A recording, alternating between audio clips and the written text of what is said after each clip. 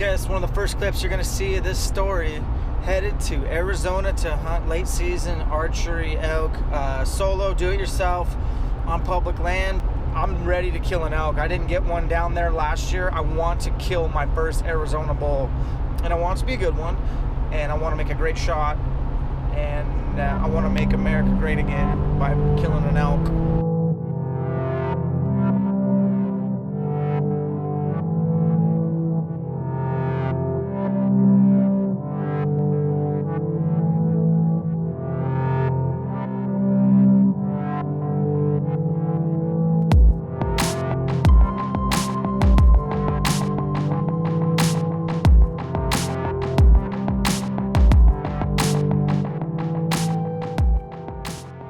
Basically what we're looking at right now is these elk are just past the post-rut stage. So big bulls, mature bulls, herd bulls, the one you want to kill, they will kind of go into seclusion right after the rut. They're just going to peace out and go solo.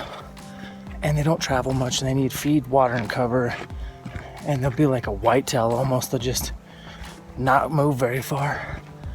And once they start to lick their wounds and get going again, they'll unite up with some buddies, but it's usually trustworthy peers. So big bulls go with big bulls, dumb young 2.5, 3.5-year-olds go with dumb 2.5, 3.5, and then 1.5-year-old spikes go with one. So it's very much pecking order based, and so we're looking for maybe a bull that's still lone, still post-rutting. Doubt we're gonna find that, but we are looking for those 1, 2, or 3 big bulls that are hanging together. Well, I learned a new trick hunting today. When I spotted these bulls this morning, I was on the opposite canyon of them. When I got across from them, they fed up their canyon and came up on top. And based on their behavior of where they slowed down their pace of feeding and traveling, and I just lost them in the thick stuff, but I could see them for probably 30 minutes within just a 30-yard radius. I knew they were gonna bed there. So I just studied my maps. I hiked out of the canyon. That took a lot longer. Got back to the truck and I studied my maps and I found this rim. It took me 4 miles around, and then I hiked about 1.5 miles.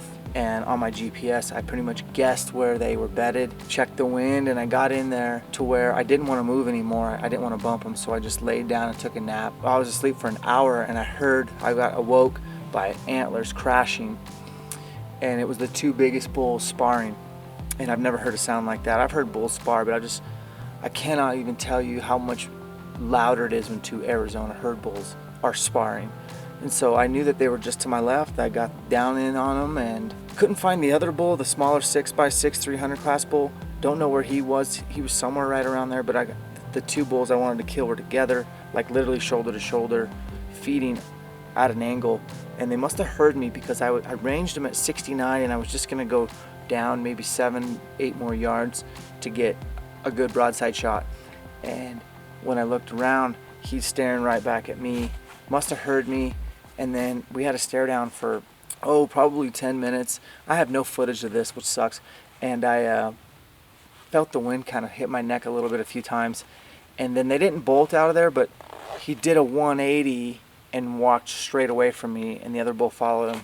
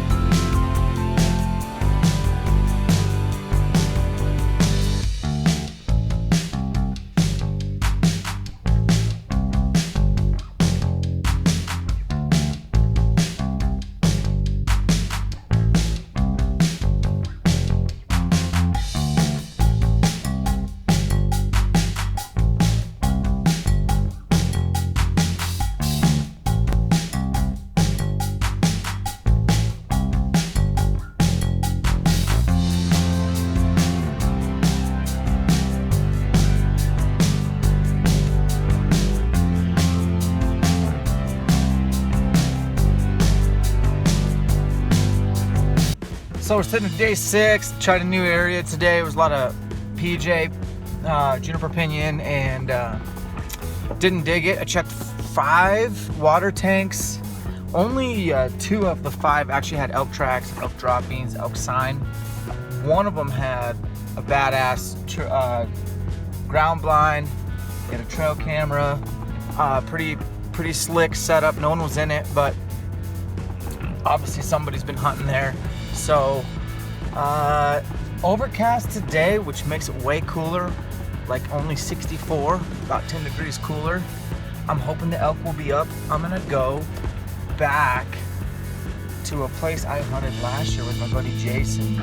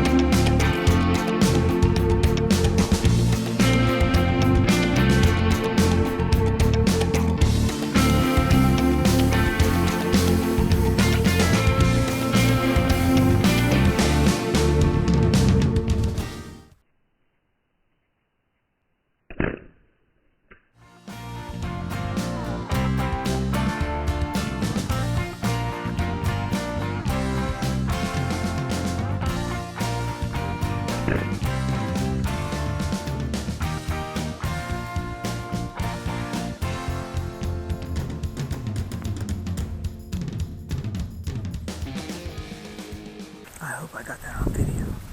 I just snuck into a bull, bedded. Maybe 15 yards, 10. It probably looks further on the camera, but I just shot him. I put it a little bit forward, but I just got, as soon as I shot, I wanted to get where I could see, but I can't, so I'm gonna back out. But it looked good, looked really good. Holy crap, day 8. This is day 8. Thank you, Lord. Elkshape.com, YouTube channel Elkshape. Glad I could bring you along this journey. It's not over. In fact, it's actually far from over. I have a lot of work to do, and I have to get home as well safely.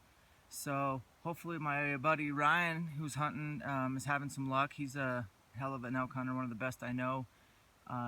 This bull's awesome. He's mature. He's old. I think he might be broke off on his end there. But he's a 5x6. Beautiful fronts, beautiful thirds, good looking bull. I'm very happy with him, and I'm honored to hunt these animals. They're amazing. Pretty cool stock. He was bedded down. I didn't get a lot of footage, so I can't show you cutaways or over the top, but basically I side hilled about 3 ridges, a couple of brush fields from hell, and I finally hit this main sunny ridge, and he was on the edge of shade and sun, and his buddies fed up over the top, including a palmated bull. That palmation was unbelievable, but he was the biggest in the bunch, and he was hanging down just a little too late, and when I got over here the wind was cutting across, so I side hilled at him and got right underneath him, and I had him at 50 and 60, and then back to 50, then 40, then 30, and I was in this kind of stuff where you just can't, all you can see is their rack and not their body. And finally he fed right to me straight on at 20 yards, and then turned and he like caught movement or something, and he bolted, but he stopped, like literally maybe, I don't know, 10 yards, and hung out, and then he just kind of went over and bedded. And when he bedded, I just followed his tracks to his bed and got him on camera, and I shot him pretty close to the shoulder, quartering away slightly, and I might have missed one lung. It did take him to die a little bit longer than I wanted, but he did not go far, maybe 100 yards, and the sun's on him, so I'm gonna gut him. And I don't have my backpack with me. It's too loud, so I gotta hike down, get my backpack, and figure out my life, and then come back up and get this thing quartered, start making trips. So should be done sometime tomorrow. Thanks for watching, YouTube. Thanks for subscribing, and that's all I have to say.